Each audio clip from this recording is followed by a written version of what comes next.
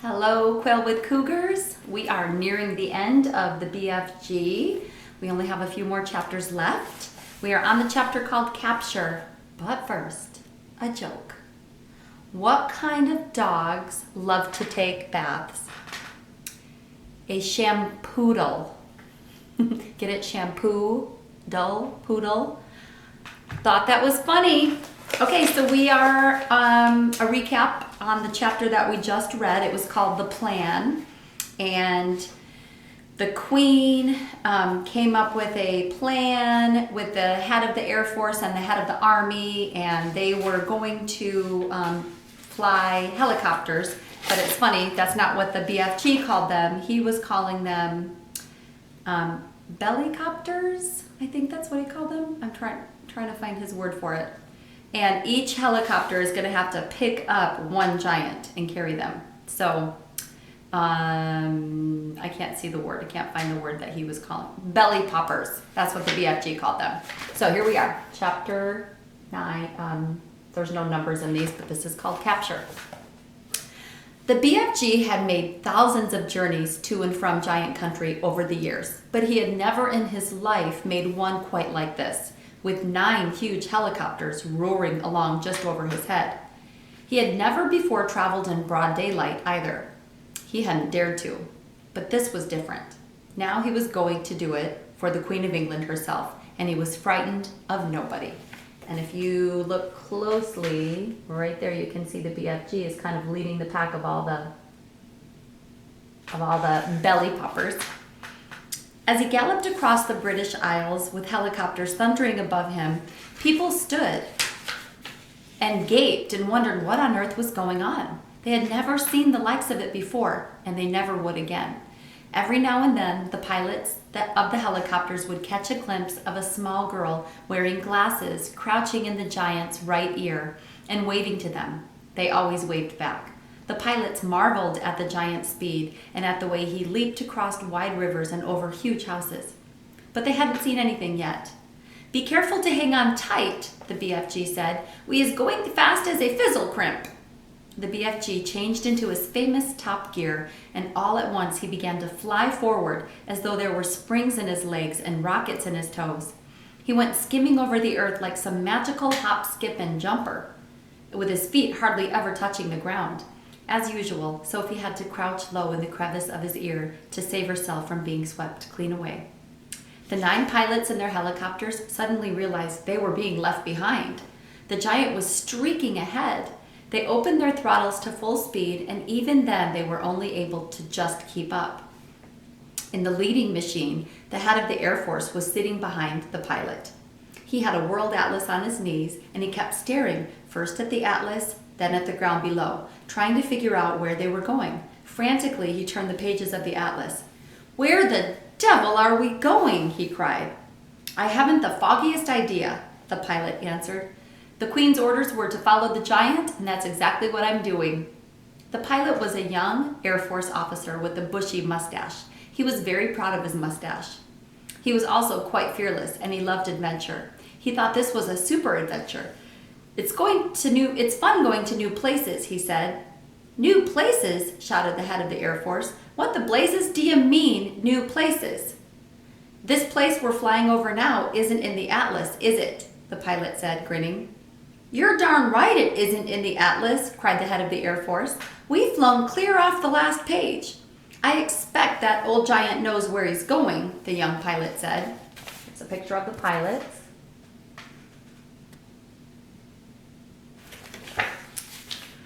"He's leading us to disaster," cried the head of the Air Force.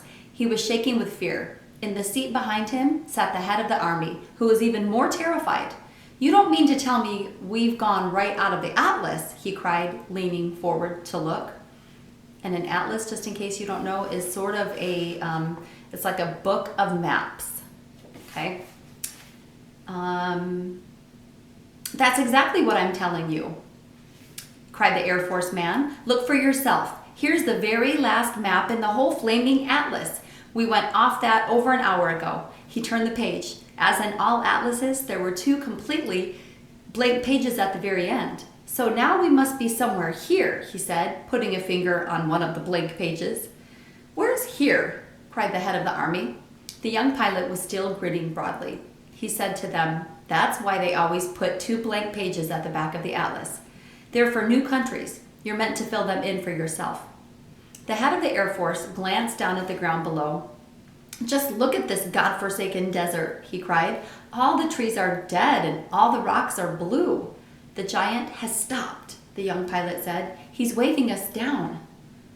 The pilots throttled back the engines and all 9 helicopters landed safely on the great yellow wasteland. Then each of them lowered a ramp, from its belly. 9 jeeps, 1 from each helicopter, were driven down the ramps. Each jeep contained 6 soldiers and a vast quantity of thick rope and heavy chains. "I don't see any giants," the head of the army said. The giants is all just out of sight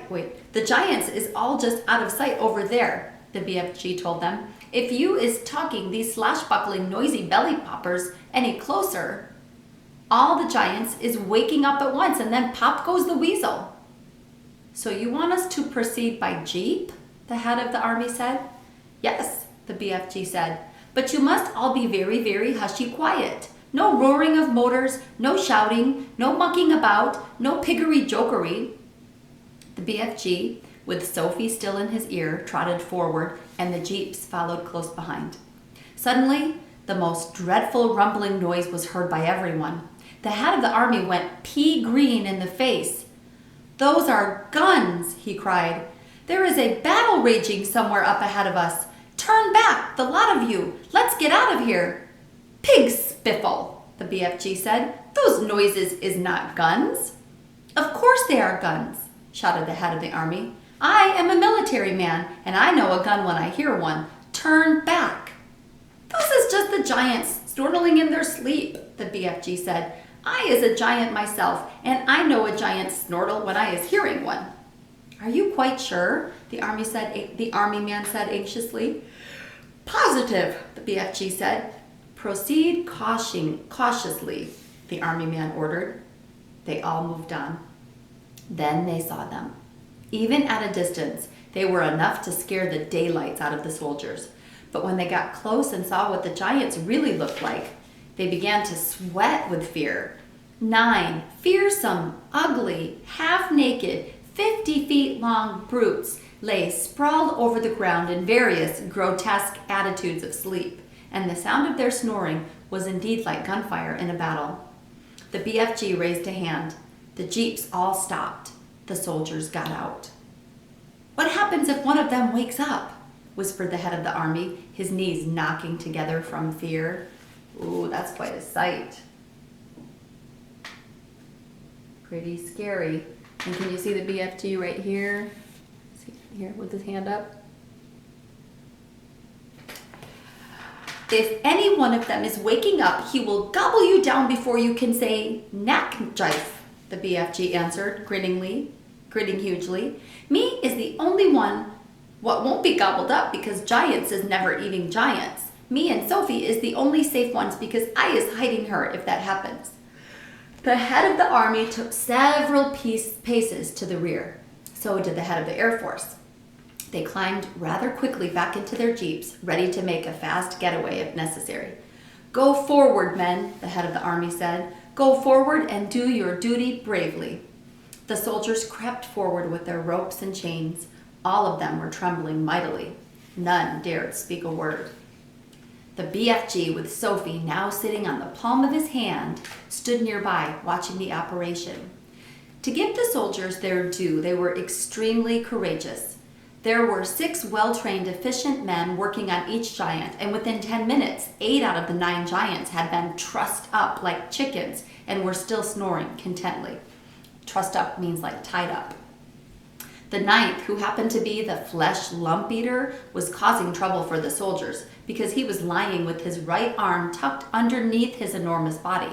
It was impossible to tie his wrists and arms together without first getting that arm out from underneath him. Very, very cautiously, the 6 soldiers who were working on the flesh lump eater began to pull at the huge arm, trying to release it. The flesh lump eater opened his tiny piggy black eyes. "Which of you foul pesters is wiggling my arm?" he bellowed. "Is that you, you rutsome man-hugger?" Suddenly, he saw the soldiers. In a flash, he was sitting up. He looked around him. He saw more soldiers. With a roar, he leapt to his feet. The soldiers, petrified with fear, froze where they were. They had no weapons with them. The head of the army put his jeep into reverse. "Human beings!" the flesh lump eater yelled. "What is all you flesh-bunking, rotsome, half-baked beings doing in our country?" He made a grab at a soldier and swept him up in his hand. "I is having early suppers today," he shouted, holding the poor, squirming soldier at arm's length and roaring with laughter. That poor guy, can you imagine how scary that would be? To be in the arms of a flesh lump eater giant? Sophie, standing on the palm of the BFG's hand, was watching, horror-struck. "Do something," she cried. "Quick, before he eats him." "Put that human being down," the BFG shouted. The flesh lump eater turned and stared at the BFG. "What is you doing here with all these grouchy twiglets?" he bellowed. "You is making me very suspicious." The BFG made a rush at the flesh lump eater, but the colossal 54-foot-high giant simply knocked him over with a flick of his free arm. At the same time, Sophie fell out of the BFG's palm onto the ground. Her mind was racing. She must do something. She must. She must. She remembered the sapphire brooch the queen had pinned onto her chest. Quickly, she undid it. "I is guzzling you nice and slow," the flesh lump eater was saying to the soldier in his hand. "Then I is guzzling 10 or 20 more of you midgy little maggots down there. You is not getting away from me because I is galloping 50 times faster than you." Sophie ran up behind the flesh lump eater. She was holding the brooch between her fingers. When she was right up close to the great, naked, hairy legs, she rammed the 3-inch long pin of the brooch as hard as she could into the flesh lump eater's right ankle. It went deep into the flesh and stayed there. That takes bravery. Yikes.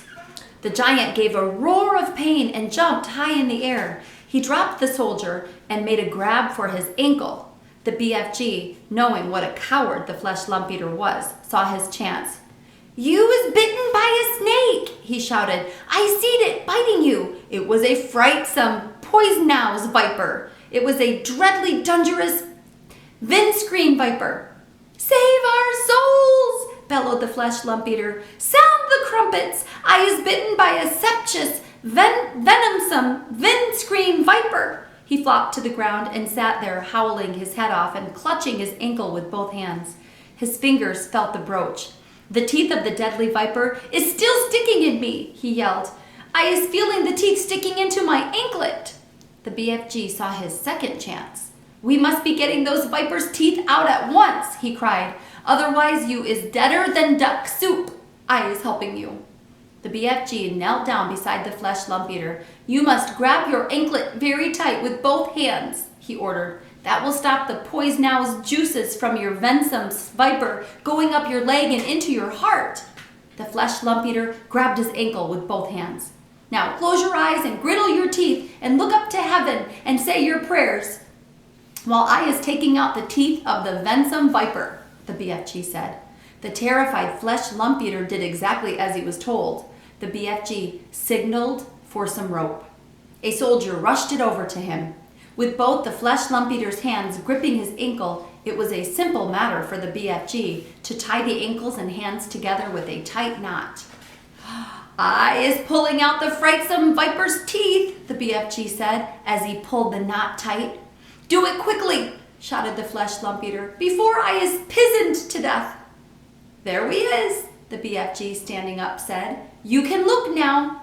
When the flesh lump eater saw that he was trussed up like a turkey, he gave a yell so loud that the heavens trembled. He rolled and he wriggled. He fought and he figgled. He squirmed and he squiggled, but there was not a thing he could do. Wow, he would be mad. Well done, you, Sophie cried.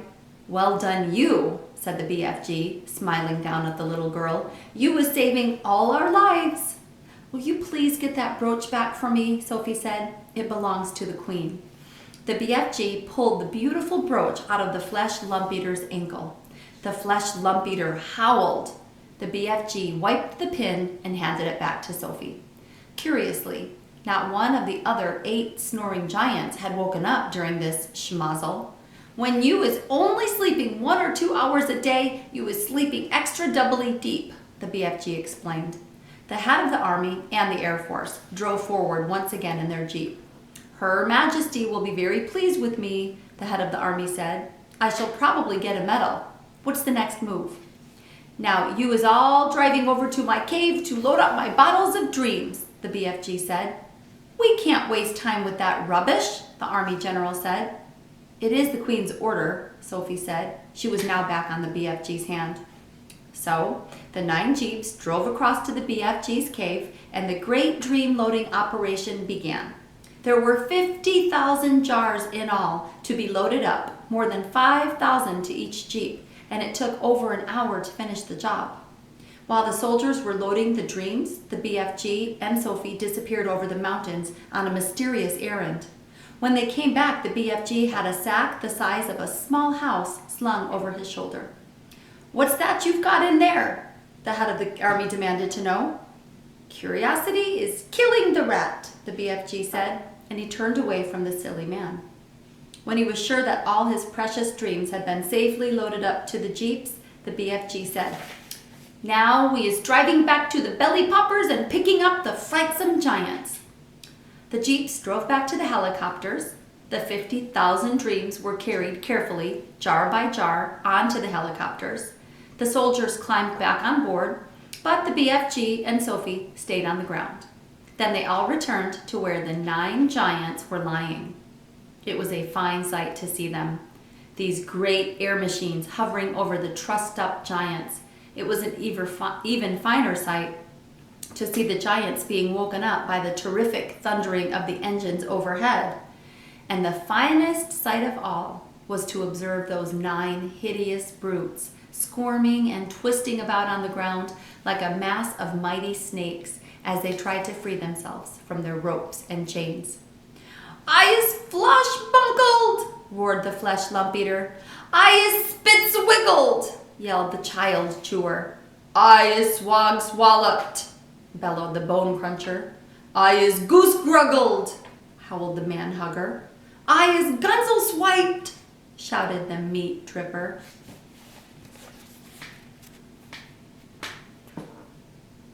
Not a fun place to be. I is flick-gunkled, screamed the maid masher. I is slop-groggled, squawked the gizzard gulper. I is crud-squinkled, yowled the blood bottler. I is bup-muggered, screeched the butcher boy. The 9 giant carrying helicopters each chose a separate giant and hovered directly over him. Very strong steel hawsers with hooks on the ends of them were lowered from the front and rear of each helicopter. The BFG quickly secured the hooks to the giant's chains, one hook near the legs and the other near the arms. Then very slowly, the giants were winched up into the air, parallel with the ground. The giants roared and bellowed, but there was nothing they could do.